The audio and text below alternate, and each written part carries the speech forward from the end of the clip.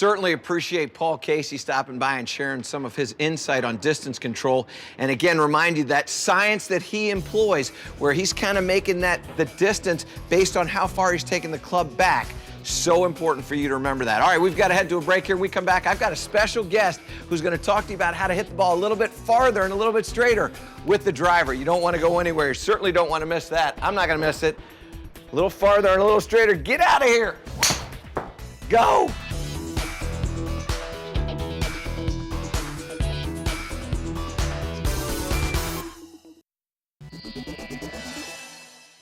Welcome back to the Golf Fix. We're in the STEM zone, and I'm joined by John Watson, the Chairman and Chief Executive Officer of the Chevron Corporation. And John, thanks for stopping by. Thanks. Talk to your involvement here with the World Challenge. You're doing so many important things. Well, the Chevron World Challenge is all about kids and education. It's raised over $20 million in 13 years to benefit the Tiger Woods Foundation, of course, but also Donors Choose, Project Lead the Way, Teleku, and Teach for America, great organization that benefits kids.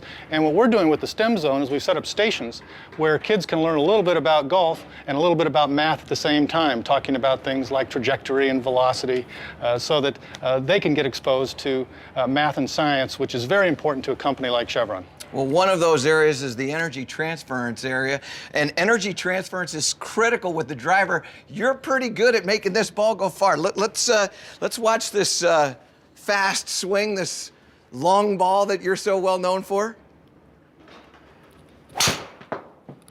And that is really hit. Now, let's talk about what things you're thinking about in order to generate the speeds that you generate and transfer the energy into the ball that you do with the driver. Well, what I try to do is take the backswing back slowly, and I try to be sure that I finish my backswing before I start forward. So I try to get a little bit of lag so that I can hit it as far as I can. And making sure that you're turning as well instead of sliding your body back for you is really critical, isn't it? It is. Sometimes I get outside my back foot, and when I do that, the ball goes out to the right. And so what kinds of swing thoughts do you have to try to make sure that you're coiling as much as you want to coil without creating that sway outside of the right foot? I think of some pretty simple things. Left arm straight, slow backswing, keep my head down, and then let it go. So when you're setting up here, go ahead and set up for me here. And so what you're thinking is, you're thinking about going slowly back here, which is such a great thought, but making sure that this left shoulder is getting a full range of motion. Is that correct? That is correct. And then as you start to transfer that energy now from the club into the ball, are you thinking about getting a little bit of lag, or is there something else that's going on there? I do try to finish the backswing so that I get that lag, and I think a little bit about a wrist cock at the back, so that I create an angle that will allow me to hit it hard. And by the way, he's pretty good at this. What are you, a 1 or a 2? 2. Depending on how the putter's performing? 2, but erratic. All right, let's see that again. So just kind of walk us through slowly what's going on in your mind. So you're making sure that it's going slowly with that? I try to keep the left side firm, keep my hands ahead, and then take it back, slowly staying inside my right knee. That is killed. That target that he just hit it over is 270 yards from where we're standing in the simulator, by the way. That was really accurate. Yeah, that carried 271 yards and rolled out to about 283. That's kind of normal for you? Pretty much. Maybe you might even get into the 300 area. Now, if you want to try to get a little bit more distance, let's say you got a downwind and you're playing with somebody that's already hit it out there 300 and you want to kind of catch up to them. Is there anything else that you're adding into those thoughts as you're hitting that driver? Sometimes I may tee it a little bit higher if I want to hit it harder, but actually for me, I find that swing easy to hit it hard. When I try to hit it hard, I usually miss-hit it, and then it doesn't go as far. Right, and so when you miss-hit it, where's your miss tend to? I tend to miss them right, actually. I tend to come out of the shot a little bit. Okay, beautiful. All right, let's see that drive again. So really focusing on getting this shoulder to turn, staying inside that right side, and making sure you get a little wrist set to create that angle in the down. I mean, this is an exhibition right here. This is another one that's just dead straight.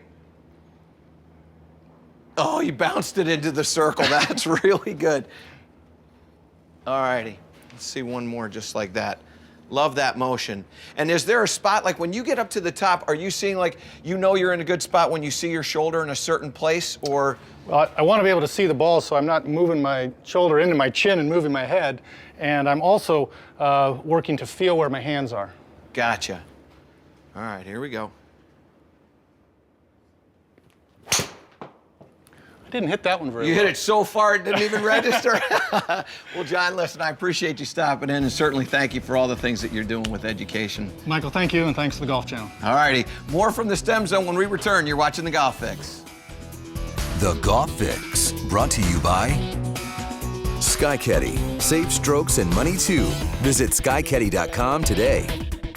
Titleist 910 drivers. Total performance. Precision fit.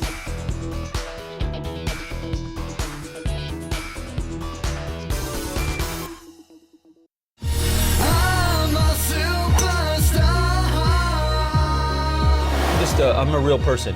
Rocco, Nico, Marco, my boys. My pride and joys, most of the time. If I told you I was born in '88, that might make you feel old. 88. Lord almighty. I did have a nickname. They called me Grandpa because I'd always go to bed early. He calls me Francis, which is great, I think, because they also have a cat named Francis. You and Tiger had a pretty cool exchange. He was busting my chops, and I just said, you can settle down, number 2. Around 825. Wrapping installation around water heaters. I like my job better now. My uncle's probably the biggest soap star of all time. Went to the Air Force, learned how to do a bed and how to iron. Always spend as much time as I could on the water. I just love it. That was in December. That was in '88. Where everyone was wearing black pants, I was wearing a green jacket. We can laugh about it now.